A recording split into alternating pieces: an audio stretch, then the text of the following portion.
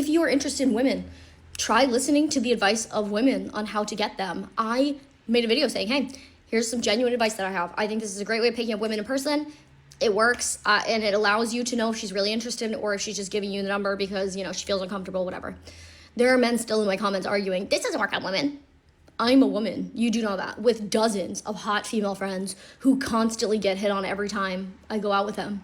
Who's telling you that this is what women like, or this would make it a lot easier for everybody involved, and you still don't want to listen to me because you're so down this red pill rabbit hole of listening to male influencers who literally pay OnlyFans models to spend time with them, pay OnlyFans models to hang out with them, rather than listening to the advice of a real life woman living a real normal life, giving genuine advice on how guys have approached her or how guys should approach her friends, and you still don't want to believe it. But you know what? At the end of the day, there's a male loneliness epidemic for a reason, and I'm not going to suffer because of it. So if you don't want to listen to me or you don't want to take the advice of women on what women like, good luck. We'll see how it works out for you. I really love men that listen and ask questions, because they're far and few between. And I met someone and he was asking me about my name. I told him my name's Vali and he goes, Volushka. And I said, that's so funny. That's what my dad would call me. And then now every time he texts me or talks to me, he says, Volushka, Volushka. And it's like, I'm not dating him or anything, but it's just those little things make men more attractive. Like, they don't need to spend money on you. They don't need to take you on a date. They don't need to do all these grandiose things. It's literally just listening, being responsive and being considerate of someone else, being interested in someone else besides yourself. This isn't a dog on or a shit on men,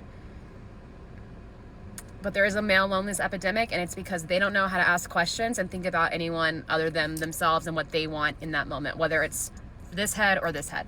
Men, if you've made it to the end of this video, just being interested and inquiring about a girl that you might be interested in will go a lot further than trying to impress her with money, status, or anything else. Okay, if we're gonna talk about the reason why men aren't approaching women, and then I get comments saying modern feminism did that, you guys did it to yourself, and there's like 1,700 likes on it, there's a problem here, okay? First of all, if you are the person that's commenting that, then I think you don't know social cues, you lack self-confidence, and you don't know how to read the room.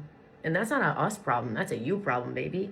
Because you're saying that because women stuck up for themselves, because men were being absolutely creepy, going too far, not taking social cues, making women uncomfortable, not knowing the time or place to do it. For us calling that out, that made you just like, oh, I'm never doing it again. Well, that's a you problem, because there are plenty of men out there that will still have no problem approaching a woman because they don't lack the self-confidence. They know how to read social cues. They know how to read the room. Yes, there are certain places where like, get the fuck away from me. If I'm squatting at the gym, seriously, wait until I go get a drink of water. You know what I mean? There are times and places and you guys don't get it. And that's where the social cues come in. So if you're the one saying modern feminism did this, babe, it's a you problem.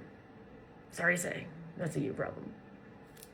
Male loneliness epidemic. Yeah. Do you want to know the last time a man held the door open for me? Do you want to know the last time a man wanted to see me in the daylight? Do you want to know the last time a man bought me flowers? Do you want to know the last time a man picked me up for a date? I'm sorry that I'm not jumping at the opportunity to be treated like complete fucking dog shit. I'm sorry that I'm not jumping at the opportunity to receive the bare minimum from a man. At the end of the day, I can do all those things for me, and I can do it without some man bitching and whining and moaning in my ear about it. I dated a guy one time and he told me, well, I can't buy you flowers that much because then you're just going to expect it and it's not going to be as special. Why isn't it just like a normal thing that you regularly do? This girl is suffering from the ultimate fallacy in modern dating, assuming that because a fish knows how it feels to be caught, it can teach you how to be a fisherman. She is genuinely baffled that men won't take her genuine approach advice, entirely ignoring the massive gap between a woman's idealized fantasy of romance and her actual subconscious attraction triggers. Men study behavioural outcomes, not verbal instructions, because what women say they want on a TikTok video rarely matches who they actually take home at the end of the night. They lie, they're liars. She's genuinely convinced that men are single because they just don't ask enough questions or listen to a woman talk about herself. But look at the operational dynamic she completely gives away. She explicitly admits, I'm not dating him or anything, but it makes him more attractive.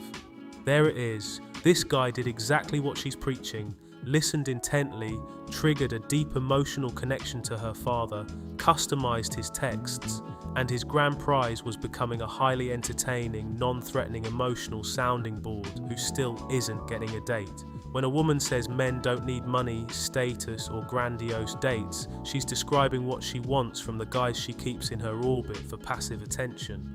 While women praise the nice guy who listens, they go home with the guy who doesn't remember their name. What was your name again? She claims that guys who point out the toxic side of modern feminism just lack self-confidence and don't know social cues, completely ignoring the reality that the rules change depending on how attractive the guy is. It really does not matter what situation she is in or if she's in the middle of something. If she's attracted to the guy, she will politely make exceptions for him. She will break her rules for her own interests. But her claim is, if a guy gets it wrong, he deserves to be discriminated against. So he's not just making an innocent mistake, but he's a creepy loser who doesn't know how to read the room. The truth is, he's only a creepy loser if she is not attracted to him.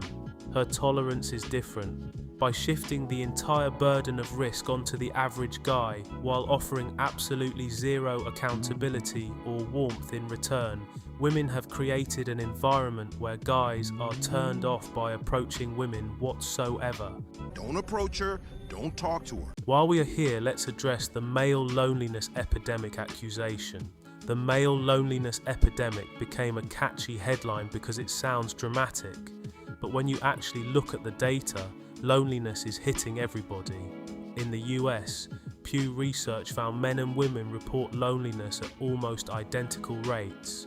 Around 15 to 16% of both sexes said they feel lonely all or most of the time.